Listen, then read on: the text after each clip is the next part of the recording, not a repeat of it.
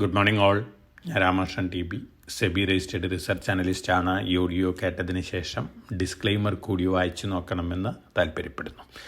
ഇന്നലെ ഗ്ലോബൽ മാർക്കറ്റുകളിൽ ഒരു മിക്സഡ് സെൻറ്റിമെൻ്റ് ആയിരുന്നു. യൂറോപ്പ്, അമേരിക്കൻ മാർക്കറ്റുകൾ ബെറ്റർ ആയിട്ടാണ് ക്ലോസ് ചെയ്തിരുന്നത്. അതോടൊപ്പം തന്നെ ടെക്നോളജി സ്റ്റോക്കുകൾ വീണ്ടും ഇന്നലെ മുന്നേറിയിരിക്കുകയാണ്. അമേരിക്കയിൽ open consumer price inflation data November മാസത്തെ അമേരിക്കയിൽ വന്നത് ബിലോ എക്സ്പെക്റ്റേഷൻസ് ആണ്. ഇതും ഒരു പോസിറ്റീവ് സെൻറ്റിമെൻറ്റ് ക്രിയേറ്റ് ചെയ്തിട്ടുണ്ട്. US ഫെഡ് ഇൻട്രസ്റ്റ് റേറ്റ് കുറച്ചേക്കുമെന്നായിരുന്നുള്ള എക്സ്പെക്റ്റേഷൻ വീണ്ടും അമേരിക്കൻ മാർക്കറ്റിൽ സജീവമായിരിക്കുകയാണ്. അതോടൊപ്പം തന്നെ ടെക്നോളജി സ്റ്റോക്കുകൾ മുന്നേറുകയാണ്. ഇനി എലോൺ മസ്കിൻ്റെ കാര്യം നോക്കുകയാണെങ്കിൽ എലോൺ മസ്കിൻ്റെ നെറ്റ് വർത്ത് $677 ബില്യൺ ആയിട്ട് ഉയർന്നിരിക്കുകയാണ്. 42% ഇപ്പോൾ IPO വരാൻ പോകുന്നത്. സ്പേസ് എക്സിൽ എലോൺ മസ്ക് ഹോൾഡ് ചെയ്യുന്നത് $800 ബില്യൺ വാല്യുവേഷൻ ഉണ്ട്. അതോടൊപ്പം തന്നെ 12% ടെസ്ലയിൽ എലോൺ മസ്ക് ഹോൾഡ് ചെയ്യുന്നത്. ഈ രണ്ട് ഹോൾഡിങ്സും കൂടിയിട്ട് നോക്കുകയാണെങ്കിൽ $677 ബില്യൺ ആയിട്ട് ഉയർന്നിരിക്കുകയാണ്. സ്പേസ് എക്സിൻ്റെ IPO കഴിഞ്ഞ് സ്പേസ് എക്സ് വലിയ രീതിയിൽ മുന്നേറുകയാണെങ്കിൽ നമ്മൾ പ്രതീക്ഷിച്ചേക്കാൾ മുമ്പ് തന്നെ എലോൺ മസ്കിൻ്റെ നെറ്റ് വർത്ത് $1 ട്രില്യൺ ക്രോസ് ചെയ്യാനുള്ള സാധ്യതകളുണ്ട് അടുത്ത ദിവസങ്ങളിൽ. ഈ ന്യൂസ് പൊതുവെ ഒരു പോസിറ്റീവ് ഇമ്പാക്റ്റ് ആണ് ടെസ്ല സ്റ്റോക്കിന് നൽകാൻ പോകുന്നത്. അതോടൊപ്പം തന്നെ ഓട്ടോണമസ് വെഹിക്കിൾസ് വലിയ രീതിയിൽ സക്സസ് ആണെന്നുള്ള റിപ്പോർട്ടുകൾ വരുന്നുണ്ട്. ഒപ്പം ഹ്യൂമനോയിഡ് റോബോട്ടിക് രംഗത്തും ടെസ്ല വലിയ രീതിയിൽ മുന്നേറിയേക്കാം. അപ്പോൾ എലോൺ മസ്ക് വേൾഡിലത്തെ ആദ്യത്തെ ട്രില്യണറായിട്ട് മാറാൻ പോവുകയാണ്. തീർച്ചയായിട്ടും വളരെ പോസിറ്റീവ് ന്യൂസാണ് ടെസ്ലയെ സംബന്ധിച്ച്. ഇനി ഇന്നത്തെ മാർക്കറ്റ് പെർഫോമൻസ് ഏഷ്യയിൽ നോക്കുകയാണെങ്കിൽ ഓൾമോസ്റ്റ് എല്ലാ മാർക്കറ്റുകളും ബെറ്റർ ആയിട്ടാണ് ട്രേഡ് ചെയ്യുന്നത്. ടെക്നോളജി സ്റ്റോക്കുകൾ തന്നെയാണ് ഇന്ന് മോർണിംഗിലും ബെറ്റർ ആയിട്ട് ട്രേഡ് ചെയ്യുന്നത്.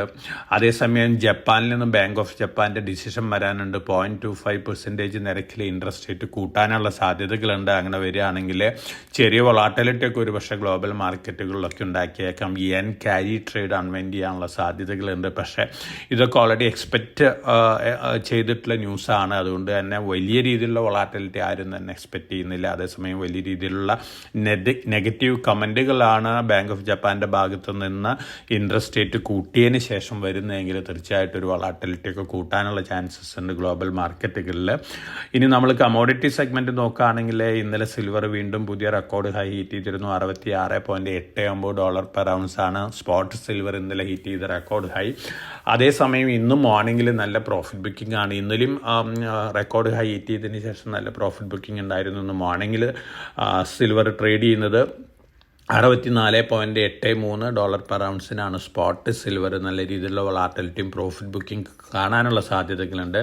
ഗോൾഡും ഇന്നലെ നല്ല രീതിയിൽ മുന്നേറിയിരുന്നു. $4374.6 പെർ ഔൺസ് വരെയൊക്കെ സ്പോട്ട് ഗോൾഡ് മുന്നേറിയിരുന്നു. പക്ഷേ അതിനുശേഷം നല്ല പ്രോഫിറ്റ് ബുക്കിംഗ് ആണ് കണ്ടത്. ഇന്ന് മോർണിംഗിൽ ട്രേഡ് ചെയ്യുന്നത് $4317 പെർ ഔൺസിനാണ്. മറ്റ് കമ്മോഡിറ്റികളെല്ലാം തന്നെ സ്ലൈറ്റ്ലി ബെറ്റർ ആയിരുന്നു. അതേസമയം Brent, crude oil, natural gas ഈ രണ്ട് കമ്മോഡിറ്റികളും വീക്കായിട്ടാണ് ഇന്നലെ ക്ലോസ് ചെയ്തിരിക്കുന്നത്. മോർണിംഗിലും വീക്കായിട്ട് തന്നെയാണ് ട്രേഡ് ചെയ്യുന്നത്. ഇന്ത്യൻ റുപ്പി US ഡോളറിന് അഗൻസ്റ്റ് ആയിട്ട് ഓൾമോസ്റ്റ് ഫ്ലാറ്റ് ലെവലിലാണ് ഇന്നലെ ക്ലോസ് ചെയ്തിരിക്കുന്നത്.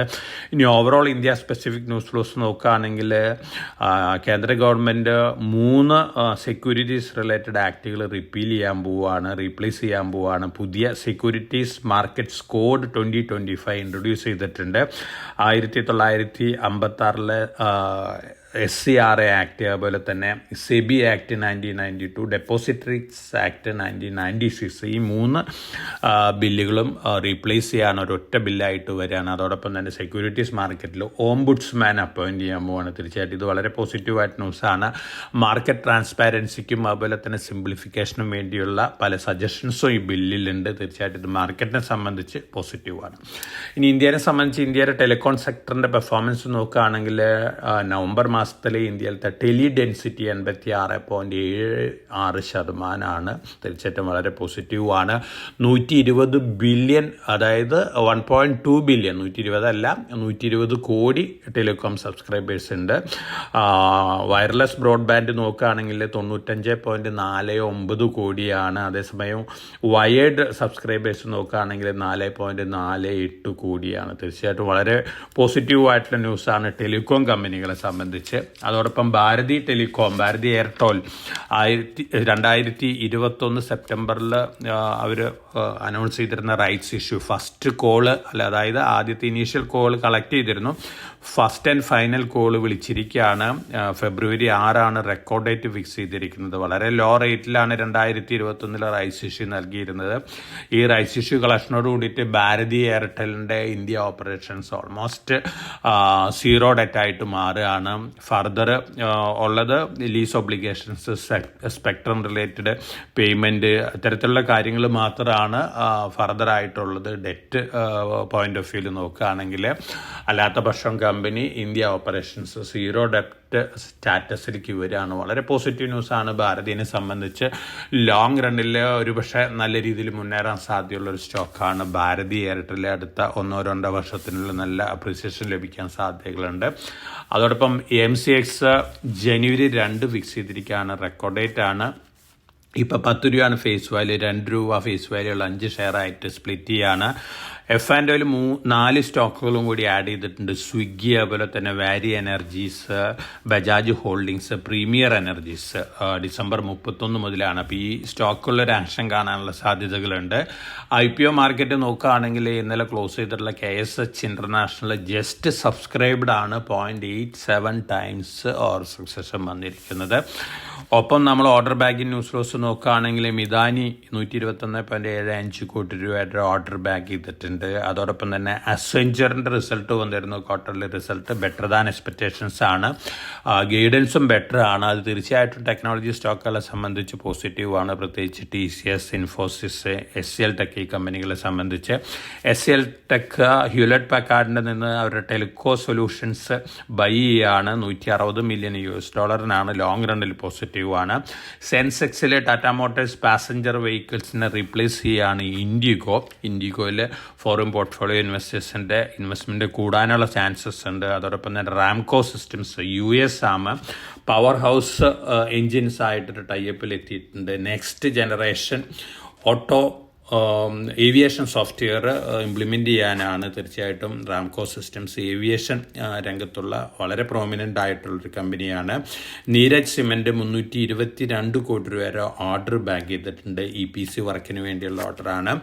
അതോടൊപ്പം തന്നെ പ്രൊമോട്ടേഴ്സ് ഇന്നലെ ബൈ ചെയ്തിട്ടുള്ള Roto Pumps, Shoppers Stop, Manorama Industries, ഈ സ്റ്റോക്കുകളാണ് പ്രൊമോട്ടേഴ്സ് ഇന്നലെ ബൈ ചെയ്തിട്ടുള്ളത്.